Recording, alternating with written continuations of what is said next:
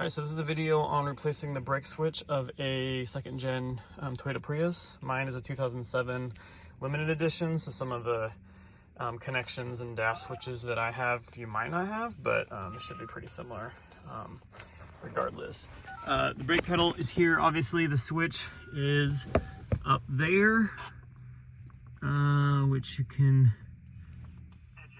sort of see. I can't even get it on camera, but yeah, it's up there somewhere. You can actually touch it without taking anything apart, but you don't have enough room to do anything.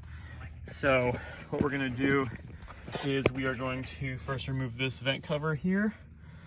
And then there's a couple of screws, one you can actually see already, one there and one there we're gonna remove, and then the rest of this lower dash cover really just pops out. I'll show you where all those clips are. You may see in the video I actually did pull this back and remove it. You don't actually need to, although it might help get to this, because there is two kind of clips here. So if you're having a problem prying on that, maybe it's easier to remove this. I did that because I was just trying to figure it out, but you don't actually need to. But yeah, let's get into it.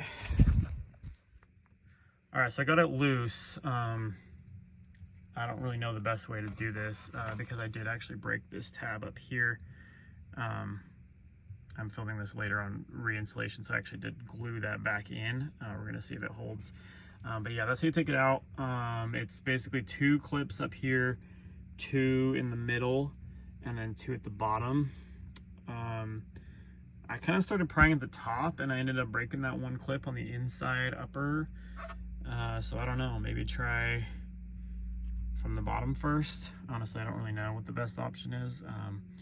I know these are notorious for breaking all upon removal, and I did not beat that. So yeah, let me know in the comments if you have a better way of doing that. But I did get it out. I only broke one clip, and as you can see, now I actually glued it back in. So we'll see how that works out. So once you got that vent cover removed, you're ready to remove this dash panel. So you got one screw there, one screw there. You have a clip down here on the lower left side. You've got two clips here on the side, one clip right here next to the steering wheel, which was really hard to get out. I had to really pry on that to get it out. Then on the other side, coming around, we've got just two clips up here at the top. These are pretty hard to come out as well. And then two clips down here on the lower side that go in right there. So once you have that panel removed, I found it easier to just unplug everything and get it totally out of the way. So you got two plugs right here for the key switch. They're both on the bottom, the buttons. So you just push those and pull them out. You got two here, at least I did, on the bottom, and then we've got our hood release that goes in right here. Sorry, the hood release that goes in right here. So to remove this hood release cable, what I did is I just took a big screwdriver and I pushed down on that, and then this just kind of slid out. All right, so to remove the cable, once you have the mechanism free of the lower cover, you're just going to pull it out like that, and then the wire slides out, and then you can kind of wiggle the wire. I'm not gonna do it right now, but you can kind of wiggle the wire out from there. It's pretty easy how it comes out. Once you get the three bolts off, this plate just comes off, and we'll just set that to the side, and now we have better access to our switch.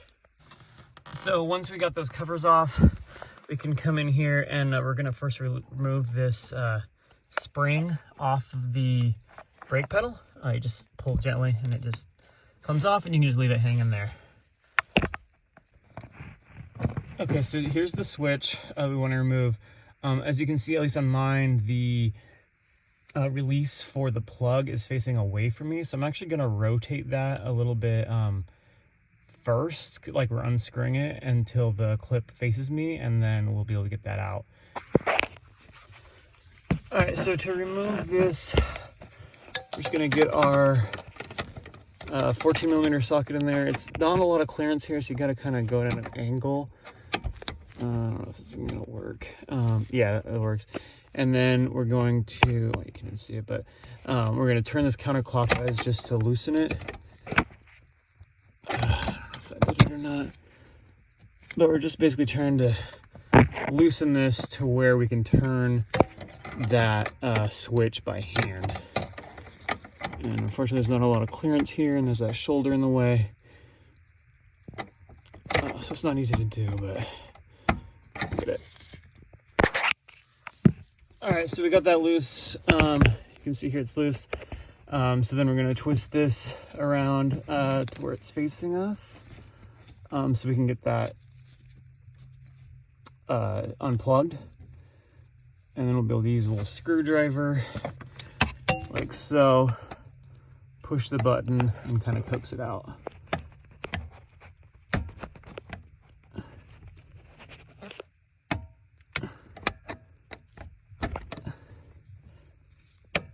Kind of hard to do with one hand, but you get the idea. So that's where the switch just came out of. And to put it back in, we're going to screw it back in. So I'm going to adjust this to where you just barely see the red of the button when the brake is fully released, to make sure that the switch is operating properly. I did it before and it wasn't turning the brake lights off when the brake pedal was released. So I had to adjust it out further, and that's what I came up with. So we're gonna test that out. We're just gonna tighten this lock nut and plug it in, and we'll go from there. So that's in there now.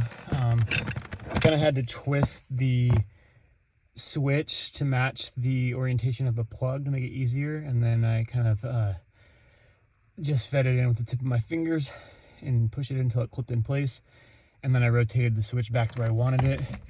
And now we're going to take our 14mm socket and we'll try to tighten this up. I can't do that with one hand, so I'll do that after, but we're going to tighten that.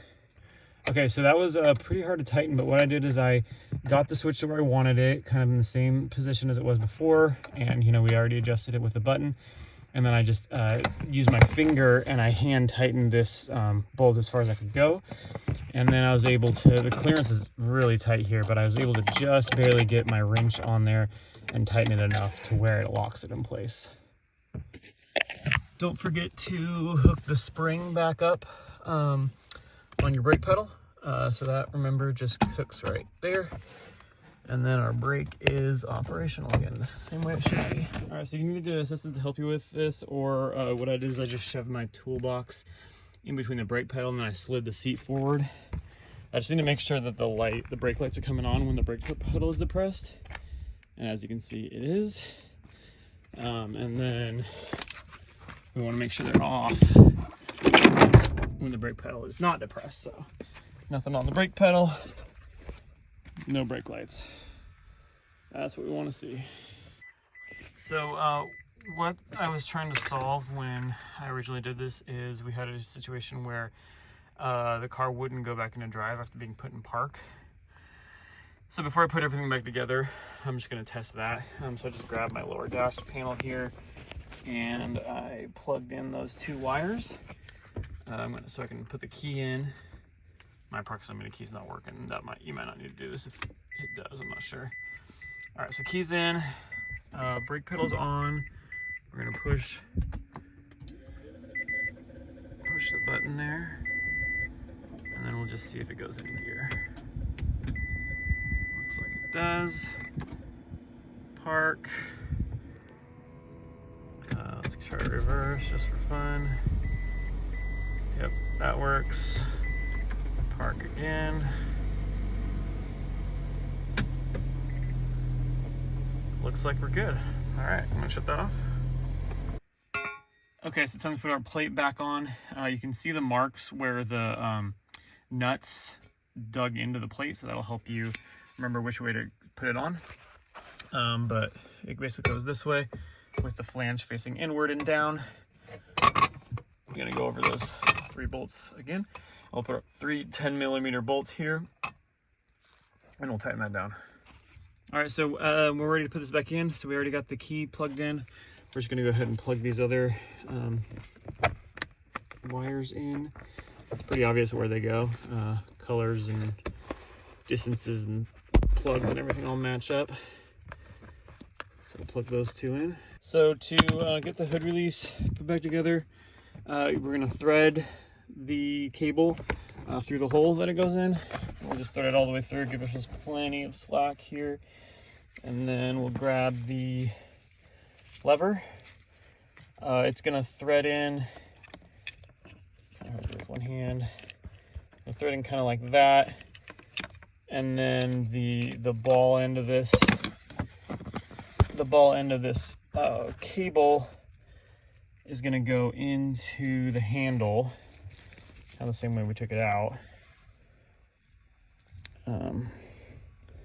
Yeah, so it just kind of sets in there. And then, yeah, that should be good. All right, so that was pretty easy. I just put the ball end in first, slid it around, and then you kind of pull this out like that, and then slide it in, and then it just goes into place. All right, so yeah, so you just slide this back into place. This kind of goes in like so. And then it should just slide kind of back into place. There it is, and it clips into place. All right, so we're ready to put this lower cover back on. I did break this tab trying to pry this one out. I used a screwdriver against that, which was stupid, but it broke. I used some JB Weld to glue that back on.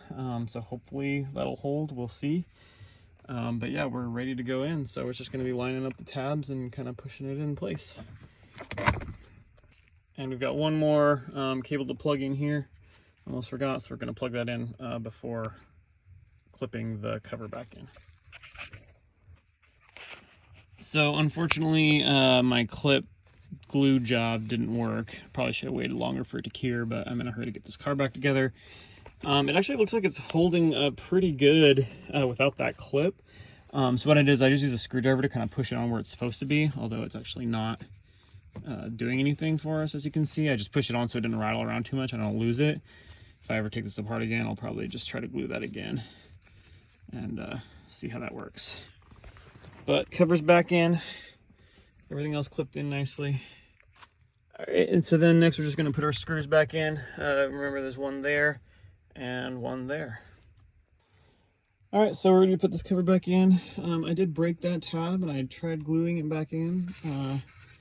Probably should wait longer to put it back together, but we're just gonna see if it holds. So it looks like this actually this vent should actually come out with the cover.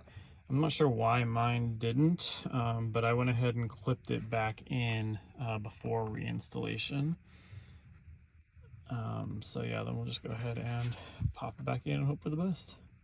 All right, so that's in. It went in pretty good. I don't know if that clip broke or not. I guess I'll see next time I take it apart.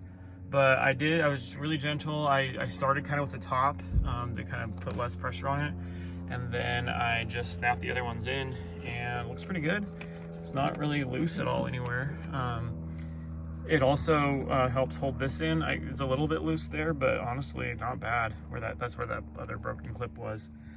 So yeah, I think we're pretty good. We'll test our hood release, make sure that works. Looks like that works. So yeah, that's how you replace a brake switch on a second gen Prius.